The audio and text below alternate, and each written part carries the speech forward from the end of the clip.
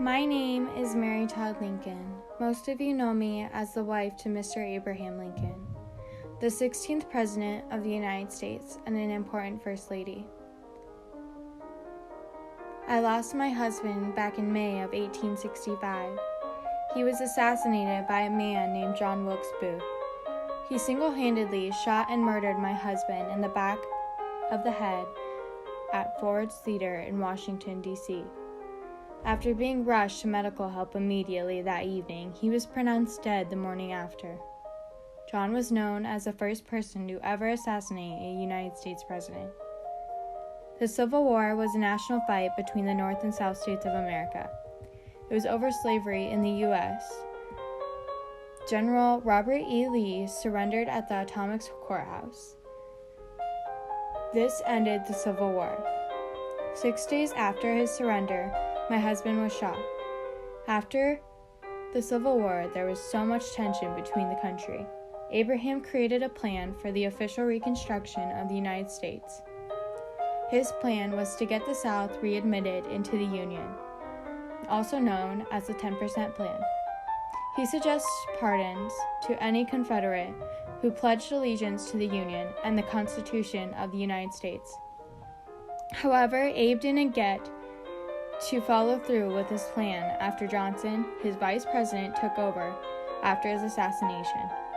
Instead, 2 others' plans were followed through: Johnson's plan and the Radical Republican plan. Johnson's plan for Reconstruction gave the Southern whites a free hand in regulating slavery to freedom. However, there was yet no role offered to the African Americans in the politics of the South. The Radical Republican plan encouraged civil rights for African American freedom, which it was opposed by Johnson. As this time went on without my husband, I could tell that our country could be in great danger. Chaos was forming throughout the nation. The South still encouraged slavery, and the North was trying to bring peace. Some even called this war the Northern Aggression. When the Civil War ended, 4 million slaves were freed. However, I knew that this was not the end. Slaves, also known as freedmen, then suffered finding jobs, homes, food, a family, and most importantly, just acceptance. Lincoln never wanted to punish the South. My husband set goals to reunite the country. His representatives even wrote the Freedmen's Bureau. This helped African American people adapt to the new life of freedom. Many would say that my husband was an amazing man, and I'd most certainly have to agree. Abe always knew what was right and always did the right thing. When Andrew Jackson became President of the United States, the South passed a thing called Black Codes. These were laws made to control and oppress newly freed slaves. With Black Codes, Black people weren't allowed to own land, get jobs, work, or even rent a house. This led to something we called sharecropping. Sharecropping was nothing Abraham would have allowed. It was a system of slavery all over again. Farmers hired slaves to work in their farms, and many didn't pay their slaves.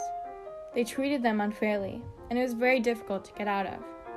In 1866, the Civil Rights Act was passed.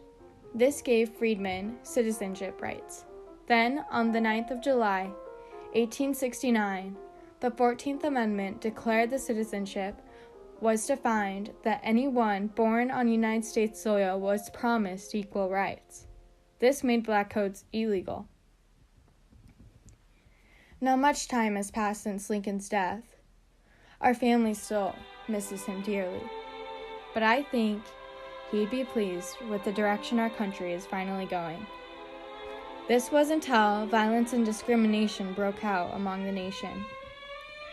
A group that called themselves the KKK was formed, also known as the Ku Klux Klan.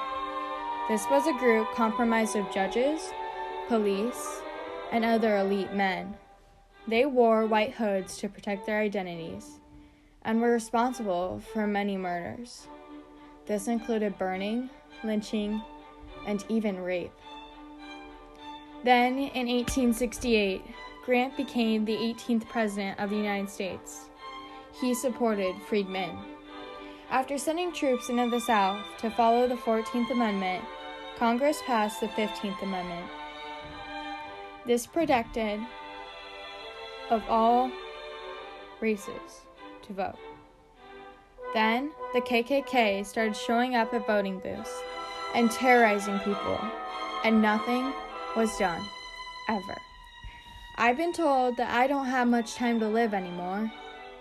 My journey is over. I will rejoin my husband in heaven. I pray for my children to once live in a world of peace and be able to make a difference, just as Abraham did. Mary Todd Lincoln was pronounced dead on July 16th of 1882. She was truly an incredible woman and will always be an important First Lady to our country. The United States, on the other hand, was finally getting its act together. Well, or so we thought.